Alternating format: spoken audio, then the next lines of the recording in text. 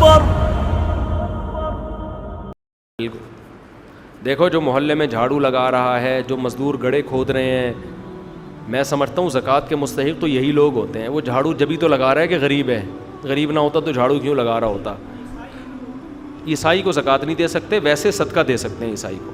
اسی طرح جو بیچارے مزدوری کر رہے ہیں نا, گڑھے کھود رہے ہیں, زکوٰۃ جا کے ان کو دیا کرو. جا کے مانگنے والوں سے اپنے آپ کو بچاؤ. اکثر مانگنے والے مستحق نہیں ہوتے, ان لوگوں کو دو. قرآن کیا کہہ رہا ہے؟ لا یسألون الناس الحافا, جو لوگوں سے لپٹ لپٹ کے مانگتے نہیں ہیں. زیادہ مستحق سفید پوش لوگ ہیں. تو آپ, میری تو کوشش ہوتی ہے کہ جاتے ہوئے دیکھ رہا ہوں کوئی مزدور, اور روزہ خور مزدور کو نہ دو. جو خدا کا نہیں ہے نا اس کو نہیں, بس وہ بولو تو لوگوں کے حوالے ہے. رمضان میں کھا رہا ہے روزہ بیٹھ کے, تو جو روزہ رکھ کے مزدوری کر رہے ہیں, حدیث میں آتا ہے تمہارا کھانا نیک لوگ کھائیں, نیک لوگوں کو کھلایا کرو, اس سے وہ خیر کریں گے تو اس میں تمہارا بھی حصہ پڑ جائے گا. تو ان مزدوروں کو جا کے دے دیا کرو جو بیچارے روزہ رکھ کے مزدوری کر رہے ہیں. خود سے جا کے دیا کرو, بانٹ دیا کرو, خوش ہو جاتے ہیں, دعائیں دیتے ہیں. وہ ٹھیلے والے, ٹماٹر والے, رکشے والوں کو تو ایسا نچوڑتے ہیں نا, ایسا نچوڑتے ہیں اس کو بیچارے کو. سارا دن رکشہ چلانا, ایک دن چلا کے دیکھو دماغ سیٹ ہو جائے گا آپ کا. میں کچھ چیزیں ایسی ہیں وہ نیکی بیان کرنے میں کوئی حرج نہیں ہے, لوگوں کو ترغیب ہوتی ہے. قرآن نے بھی کہا ہے نا کہ دکھا کے بھی خرچ کیا کرو, چھپا کے بھی کرو اور دکھا کے بھی. میری کوشش ہوتی ہے میں رکشے والے سے, ٹیکسی والے سے ڈیلنگ کرتا ہوں کم سے کم کی, تاکہ ریٹ خراب نہ ہو مارکیٹ کے. جیسے رکشے والا کہہ رہا ہے نا 500 روپے لوں گا, ہم کو میں 350 دیں گے تجھے, ٹھیک ہے نا. 350 پہ آ گیا, جا کے پکڑاؤ 500 اس کو.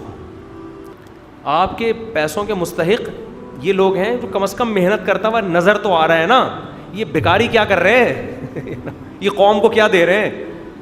تو جو محنت کرتا ہوا نظر آ رہا ہے. رکشہ چلانا آسان نہیں ہے, آپ کسی دن چلاؤ, وہ الگ بات ہے. رکشے والوں کے لیے بد دعائیں بھی بہت نکلتی ہیں. طریقے سے رکشے چلاتے ہیں نا, یہ اللہ کی پناہ ہے, لیکن بہرحال محنت تو کر رہا ہے نا.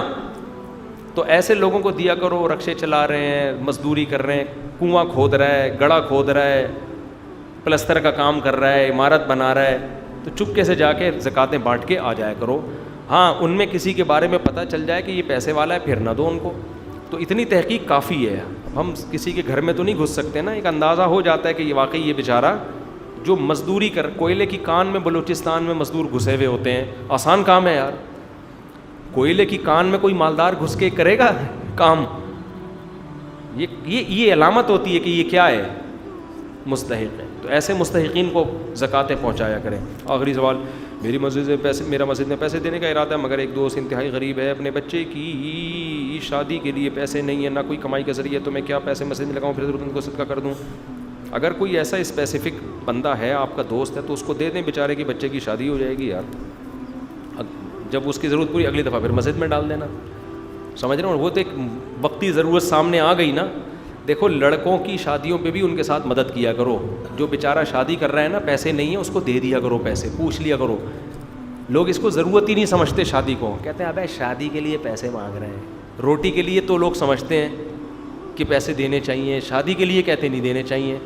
تو بھائی جیسے روٹی ضرورت ہے نا باڈی کی, شادی بھی ایسے ہی ضرورت.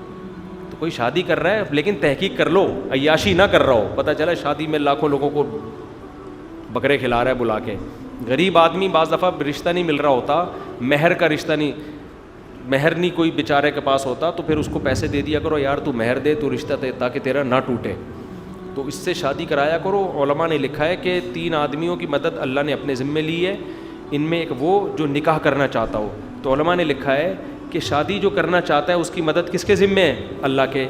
تو جو آدمی اس شادی کرنے والے کی مدد کرے گا, اس کا مطلب اس نے اللہ کی ذمہ داری اپنے کندھوں پہ ڈال لی.